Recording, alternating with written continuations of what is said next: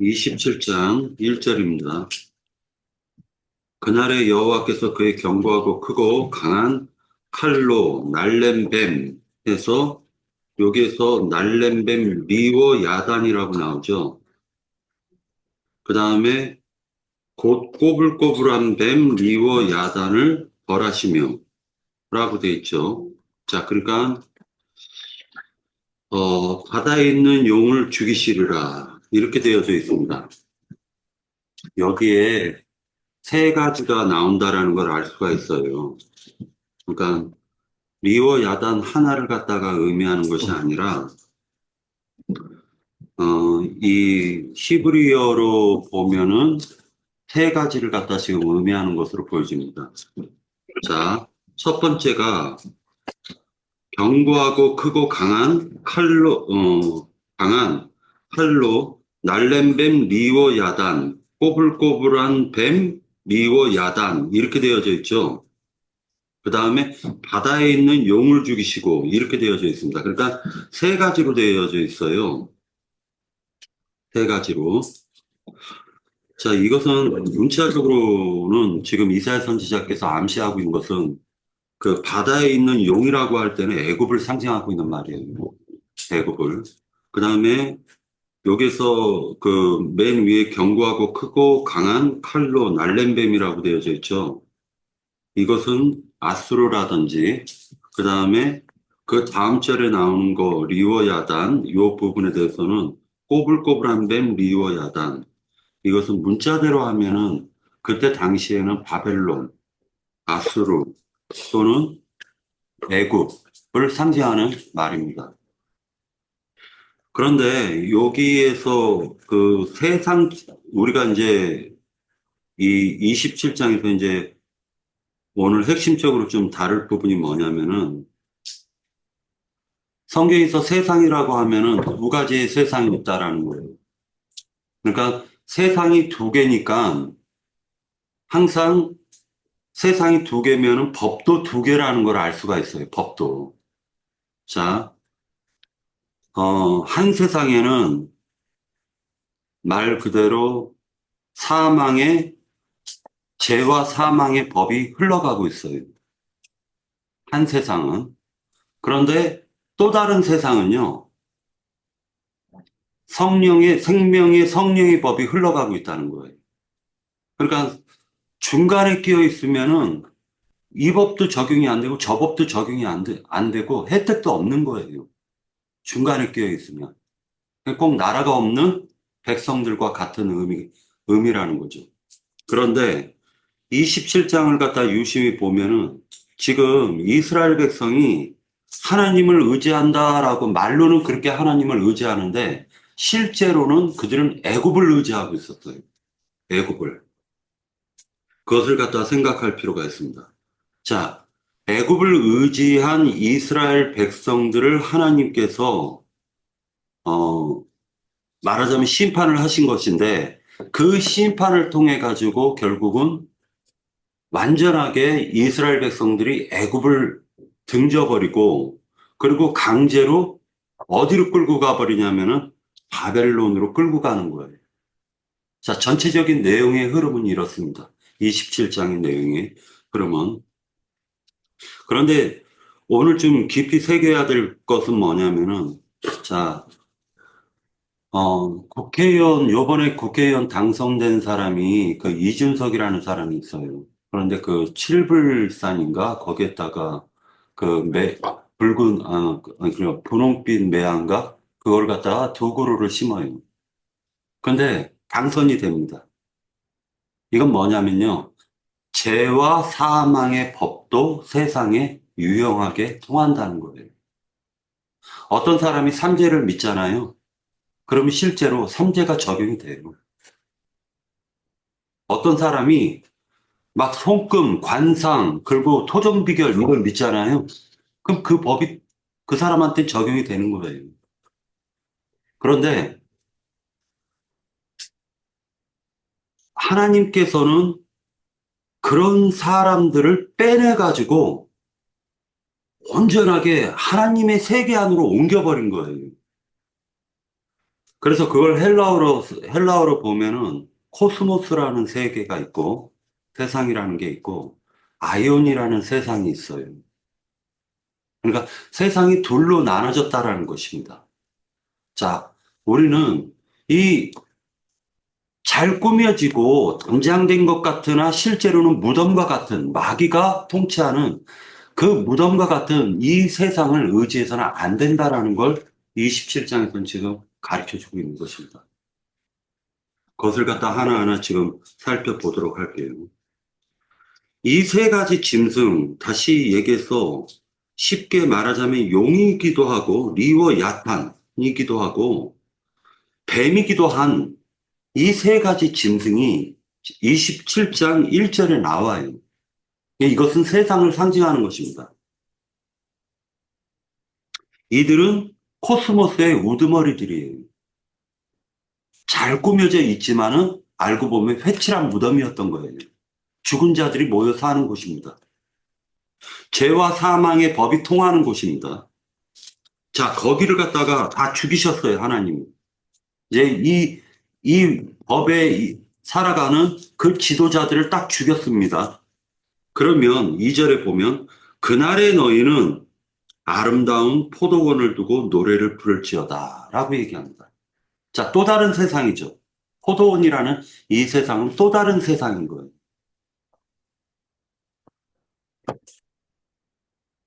3절 보도록 할게요. 나 여호와는 포도원 지기가 됨이요 때때로 물을 주며 밤낮으로 간수하여 아무든지 일을 해하지 못하게 하리로다.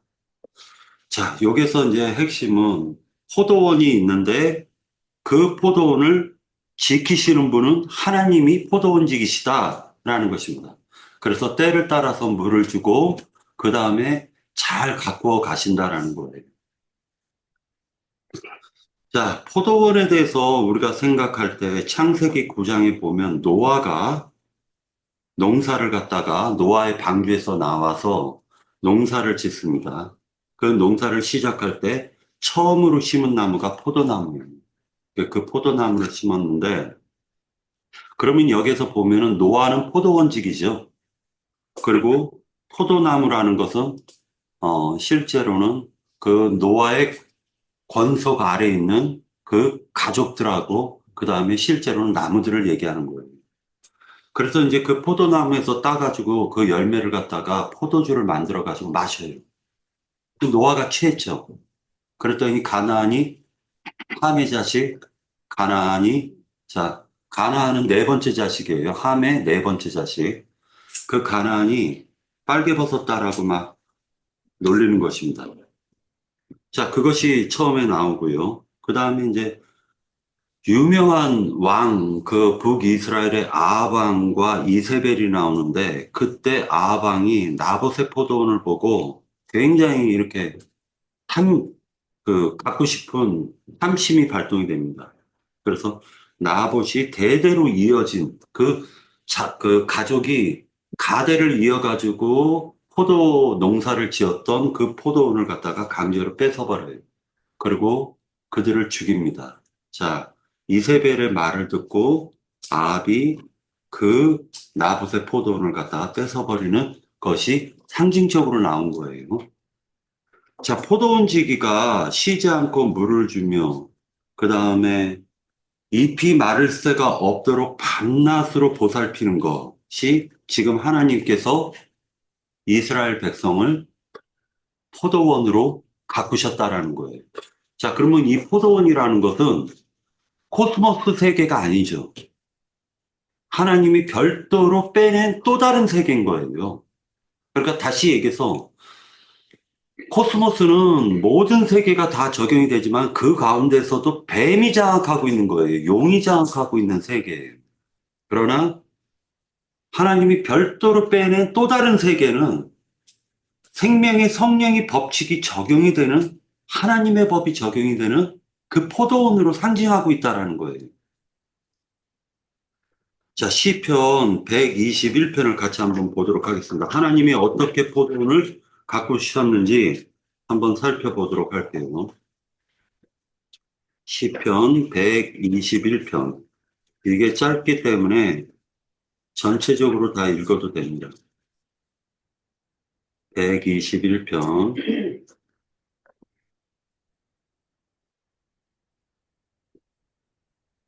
다 찾았으면 같이 읽도록 하겠습니다.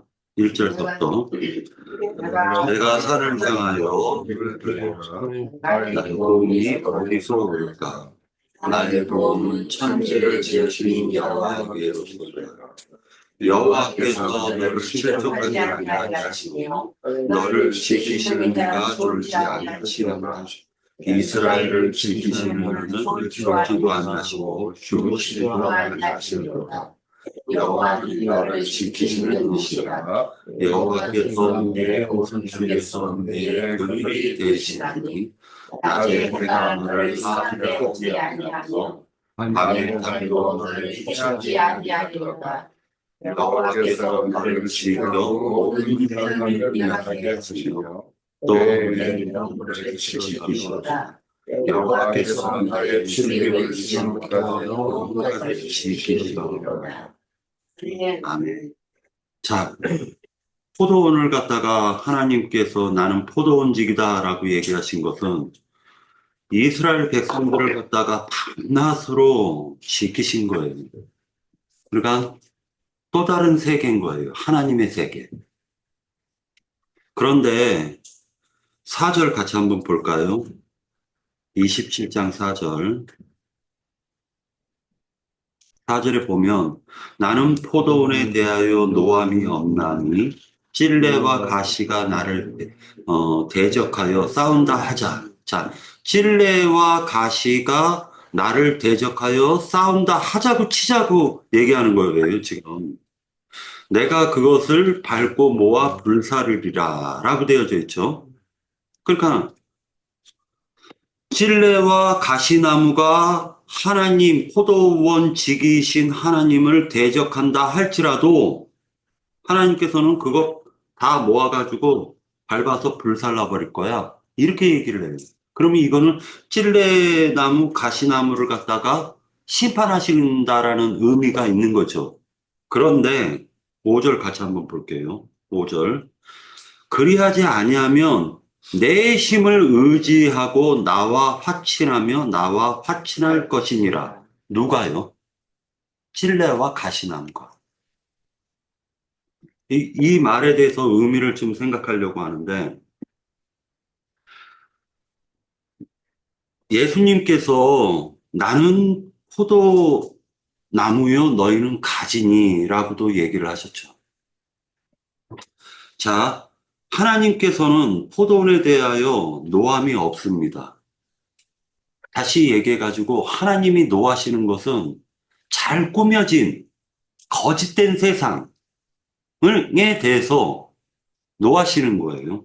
하나님이 지키시는 그 포도원에 대해서는 아까 시편 121편을 보았듯이 지킨다는 거예요. 지킨다는 거예요. 근데 가시와 찔레가 자랐다 치자는 거예요.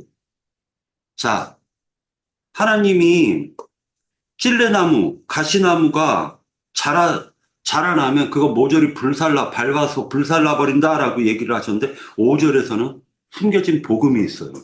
그게 뭐냐면 찔레나무, 가시나무가 포도원인 교회의 대적이 되지 말고 하나님께 항복하라는 것인데 항복하면 어떻게 되느냐라는 걸 지금 암시해주고 있는 거예요. 자, 법궤의 재료가 뭐죠? 법궤의 재료. 그리고 시띠나무예요. 그 시띠나무라는 게 가시나무예요. 아카시아 나무란 말이에요. 그러니까 다시 얘기해서 법궤의 재료는 아카시아 나무, 시띠나무라고도 하는 아카시아 나무인데 그 나무를 갖다가 실제로는 그 광야에서 아무짝에 쓸데가 없는 나무란 말이에요. 고든 나무도 아니에요. 그것은. 쓸모없는 나무가 그늘도 되지도 못하고 그렇다고 곧지도 않고 잎사귀가 많지도 않은 그 아카시아과 시띠나무를 하나님께서는 성막의 성물들을 만드는 재료로 쓰셨다는 거예요. 자, 번제단도 시띠나무로 만들어내요. 떡상도 시띠나무로 만들어내는 것입니다. 즉, 성물들의 재료가 되는 그 떨기나무, 가시나무, 시띠나무가 하나님께서 안과 밖을 금으로 입혀가지고 귀하게 쓰시더라는 거예요. 자, 그러니까 이것은 뭐냐면 포도원 지기가 보았을 때 찔레와 가시가 막 난다 할지라도 하나님을 대적한다 할지라도 그 찔레로 가시나무로 있는 그들이 하나님을 의지했을 때에는 금으로 덮어서 하나님이 귀히 쓰시겠다라는 거예요. 그게 복음이 담겨져 있는 말입니다. 5절에 보면은 그리하지 아니하면 가시와 막 그 찔레가 자라고 막 그런 그 나무라 할지라도 내 힘을 의지하면 하나님을 의지하면 이라는 것인데 여기에 힘이라는 것은 요새라는 말이 담겨져 있어요. 그러니까 하나님의 요새라는 뜻인 거예요.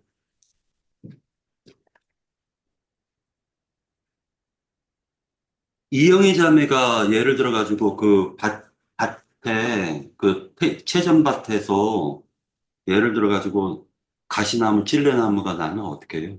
다 뽑아버려요? 뽑아버리죠. 그래서 불살라버리죠? 네. 자, 이제 6절 같이 한번 보도록 할게요. 후일에는 야곱의 뿌리가 박히며 이스라엘의 옴이 돋고 꽃이 필 것이라. 그들이 그 결실로 지면을 채우리로다. 라고 얘기합니다. 야곱의 뿌리라고 얘기를 하고 있어요. 자, 한구로 나무로 묘사하고 있죠. 6절에서 보면. 야곱의 나무를 얘기하고 있는 거예요. 한구로 나무로 표상하고 있고, 야곱이 실제로 야곱의 나무는 12지파를 의미하는 것입니다. 훗날 예수 그리스도와 12사도를 통하여 나온 생명의 계대인 교회를 상징하고 있는 말이기도 합니다. 그런데 여기에서 6절에서 보면 5단계를 얘기하고 있어요. 5단계. 한번 잘 볼게요. 뿌리가 박힌다. 라는 것이에요. 뿌리가 박힌다. 첫 번째. 한 그루의 나무는 땅에 뿌리가 박히는 것입니다. 그리고 옴이 돋는 것이에요. 그리고 꽃이 피는 것입니다. 그죠? 그 다음에 결실을 맺을 것이고 채워지는 거예요. 자, 이렇게 되어져 있고 7절 같이 한번 보도록 할게요. 주께서 그 백성을 치셨던들 그 백성을 친 자들을 치심과 같았겠으며 그러니까 주님께서 포도원 지기시고 그 포도원에서 이스라엘 백성이 잘못한다 할지라도 그들을 완전히 멸하지 않는다라는 걸 암시해주고 있는 거예요. 완전하게 멸하지 않는다. 그러나 이스라엘을 갖다 친 나라들 있죠. 아수르라든지 바벨론은 이스라엘을 친 것과 그 아수르, 바벨론, 애굽이 친 것은 다른 거죠. 다른 겁니다, 이거는.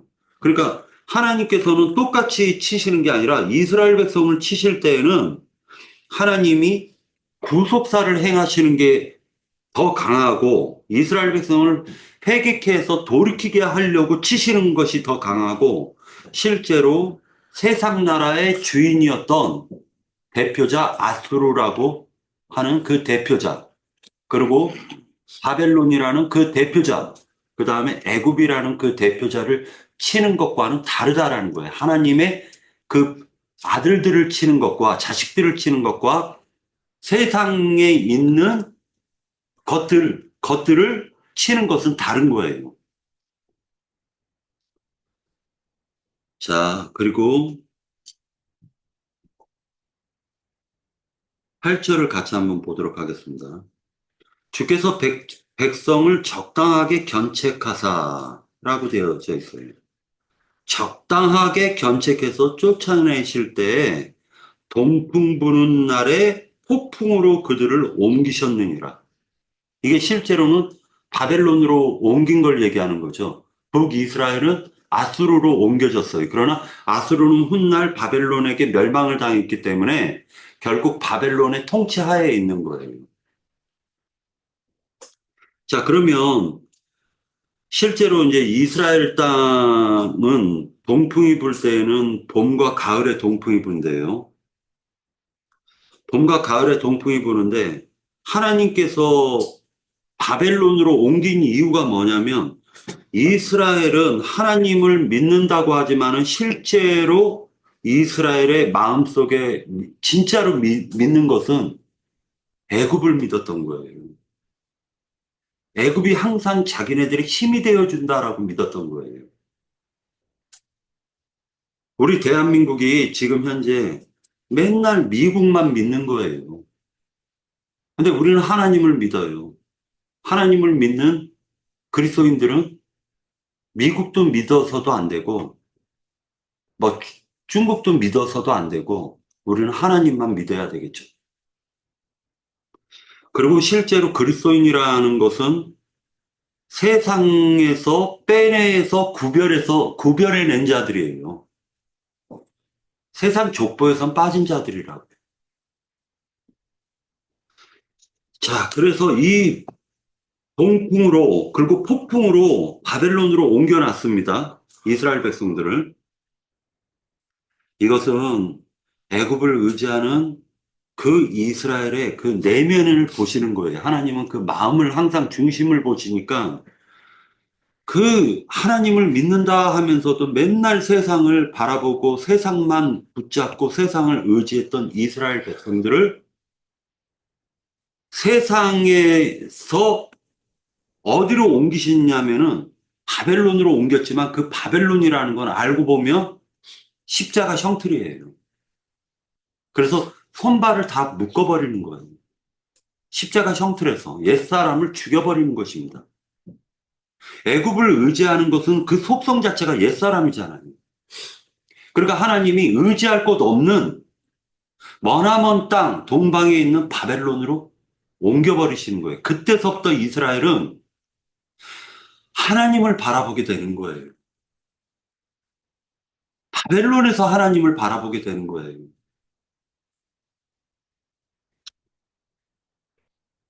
동풍은 심판을 상징하고 있는 것이지만 영적으로 하면 애굽을 의지하는 그 나의 옛사람을 아주 벌하시려고 하나님께서 십자가에 달아버리신 것을 지금 의미하고 있는 것입니다. 그리고 그 십자가에서 오직 하나님만 바라보게 하심으로 말미암아 그를 생명의 계대, 즉 다신하게 하시려고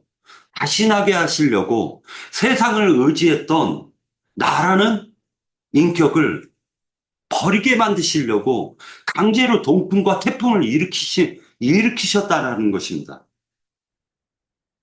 그 도구로 아수르, 바벨론을 쓰시는 거예요.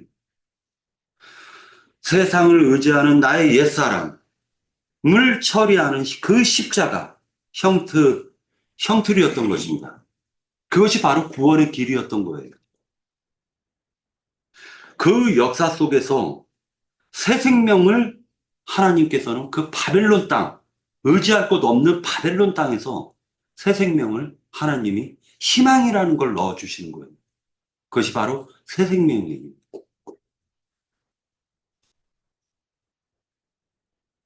하나님께서는 심판을 집행하실 때에도 인간이 알 수 없는 하나님의 사랑이 그 속에서 흐르더라는 것입니다. 구절을 보도록 할게요. 그 이유가 뭐냐면 구절에 나오는데 야곱의 불의가 속함을 얻으며 라고 되어져 있습니다. 야곱의 불의라고 되어져 있는데 한 사람의 그 야곱이라는 그 한 사람은 모든 이스라엘 백성이 다 통칭적으로 지금 쓰여져서 얘기하는 말이에요. 그러니까 온 이스라엘 백성이 곧 야곱의 불의를 행했다라는 거예요. 이것은 대표적인 말로 아모리 족속의 죄악이라고 되어져 있는 거예요. 아모리 족속의 죄악이라는 이 말이 단수예요. 단수인데 이 죄악이 아직 관영하지 아니하였다라고 창세기에는 기록하고 있어요. 그죠? 그리고 여기에서 야곱의 불의라고 지금 얘기하고 있는데 이 야곱의 불의가 속함을 얻으며라고 할 때 이 불의라는 것도 단수예요. 그런데 이것이 대표적으로는 레위기 16장 22절에서 보면 염소가 그들의 모든 불의를 지고 감당하고 죽었다라는 거예요, 염소가. 이 말이, 자, 단수인데 복수로 쓰여져요. 그러니까, 죄와 죄들이라는 말인데, 신약 성경으로 말하자면 죄와 죄들이라는 말인데, 실제로 여기에서 야곱의 불의라고 단수라고 쓰여져 있지만, 통칭적으로 죄들이라는 것을 얘기해 주고 있는 거예요.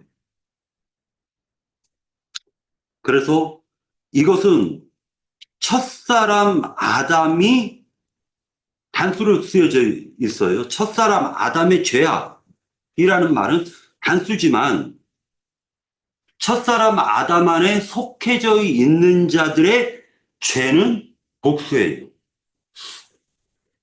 의미를 잘 생각하시면 첫사람 아담 안에 속해 있는 자들은 복수의 죄예요. 그러나 첫사람 아담의 죄악 할 때는 단수가 되는 거예요.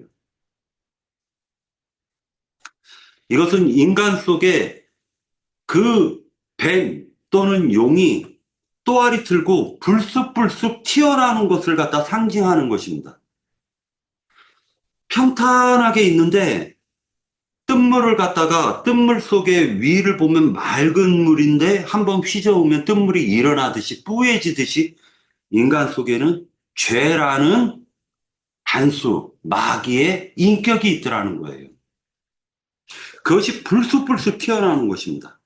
자기도 모르게 뛰쳐나오는 것입니다.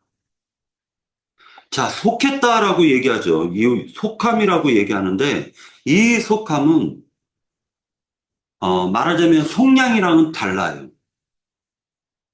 덮다라는 의미가 있습니다. 이것은 노아의 방주 때에 방주의 안팎을 역청으로 칠한 것을 상징적으로 묘사하는 것입니다. 아까 아카시아 나무, 꽈인 시띠나무를 금으로 안팎으로 덮은 것과 똑같은 이치인 거예요. 자, 이 말은 덮다, 가리우다라는 의미가 있는 말입니다. 자, 여기에서 이제 한 가지 생각하려고 하는데, 지금 여기서 쓰였던 말은 카파르예요. 덮다, 가리웠다. 그런데 속량이라는 말은 값을 대신했다.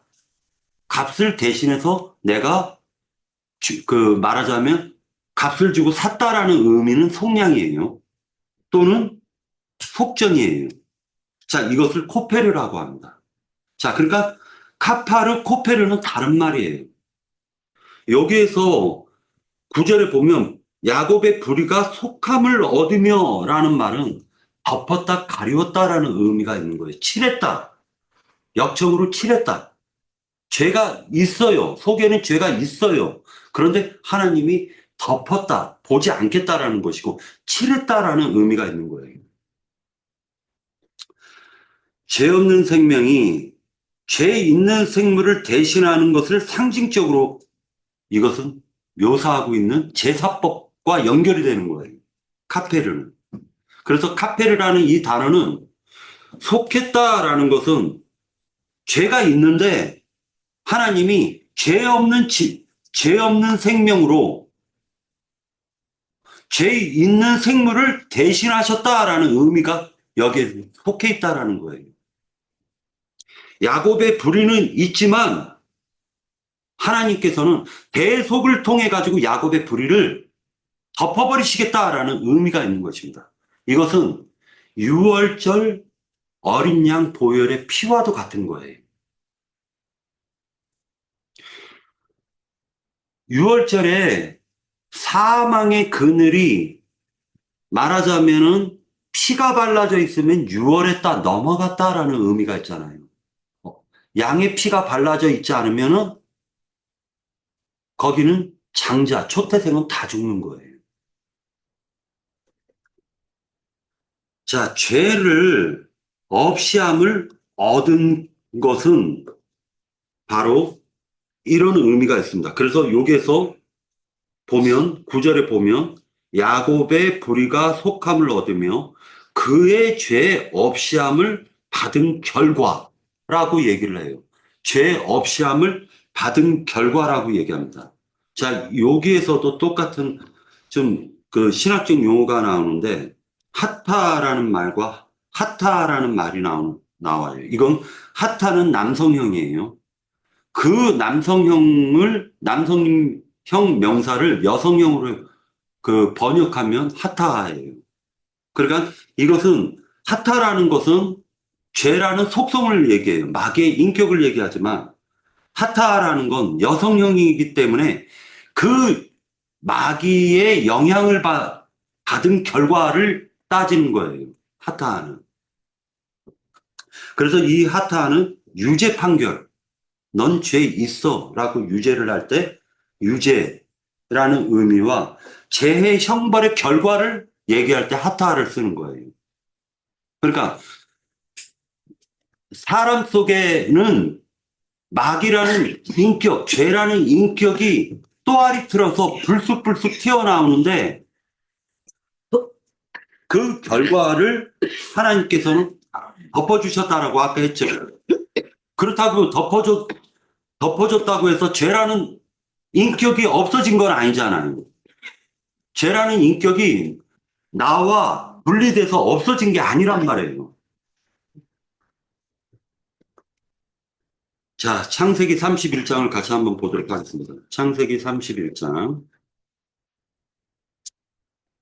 창세기 31장. 이 단어가, 여성형 단어가 어떻게 쓰였는지 한번 보려고 합니다. 36절. 36절. 야곱이 노하여 라반을 책망할 때 야곱이 라반에게 대답하여 이르되 내 허물이 무엇이니까 무슨 죄가 있기에 외삼촌께서 내 뒤를 깊이 추격하니까라고 할 때 여기에서 내 죄가 무슨 죄가 있냐라고 할 때 여성형이 쓰였다라는 거예요. 똑같은 죄라고 할 때도 구약 성경에서는 하타나 그 여성형이냐 남성형이냐가 요 부분을 좀 유념해서 볼 필요가 있습니다. 그 다음에 에스겔서 16장을 같이 한번 보도록 하겠습니다. 에스겔서 16장. 에레미야 뒤에 있습니다. 게를 16장. 16장 1171페이지 51절 52절 51절 52절 자, 사마리아는 네 죄의 절반도 범하지 아니하였느니라. 이게 남유다에게 얘기하는 말이에요. 네가 그들보다 가증한 일을 심히 행하였으므로 네 모든 가증한 행위로 네 형과 아우를 의롭게 하였느니라. 네가 네 형과 아우를 유리하게 판단하였은즉 너도 네 수치를 담당할지니라. 네가 그들보다 더욱 가증한 죄를 범함으로 그들이 너보다 의롭게 되었나니 네가 네 형과 아우를 의롭게 하였은즉 너는 놀라며 네 수치를 담당할지어다 라고 할 때 가증한 죄를 범함으로 라고 얘기할 때 똑같은 단수제지만은 이것은 여성형이다 라는 것입니다.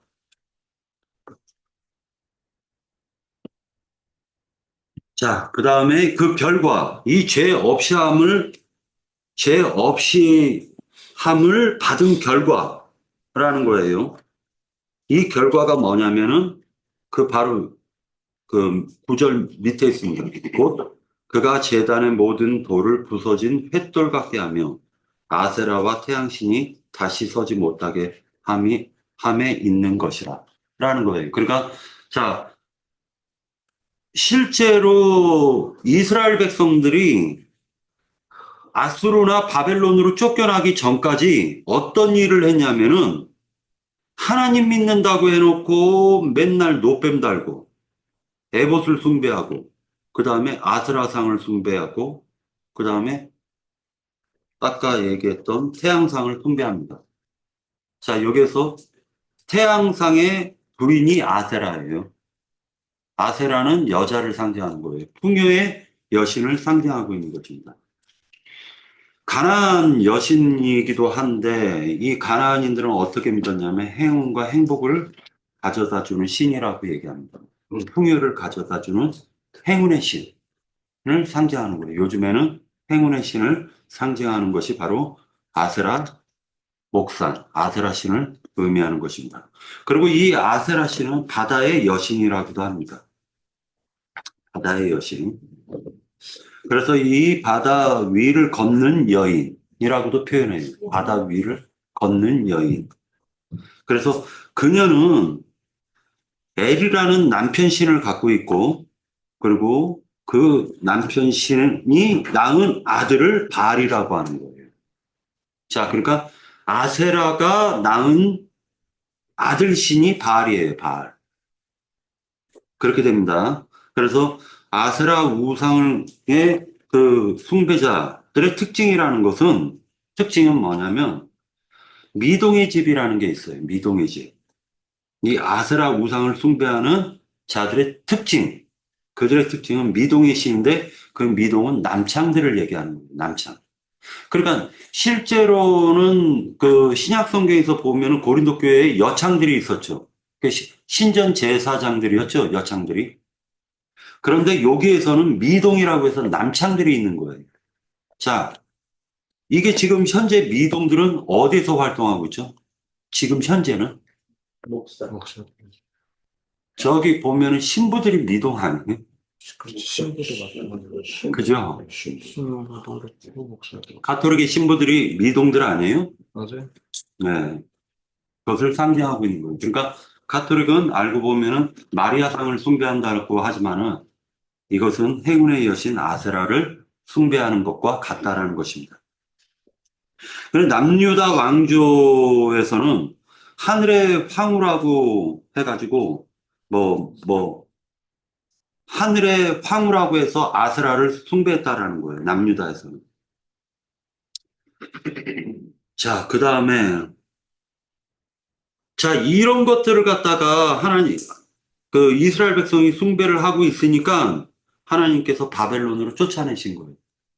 그러니까 이게 동풍과 태풍으로 옮겨 놓으셨다라는 게 하나님이 결국 알고 보면 에덴 동산이 뱀들이 가득하니까 아담을 갖다가 하나님이 쫓아내셨다라고 했잖아요. 그 쫓아냈다 이 같은 의미라는 거예요. 같은 의미. 자, 요 정도로 하면은 여기까지만 해도 대략적으로 이 27장에 대해서 할 말은 다 한 것 같습니다. 예, 여기서 끝내겠습니다.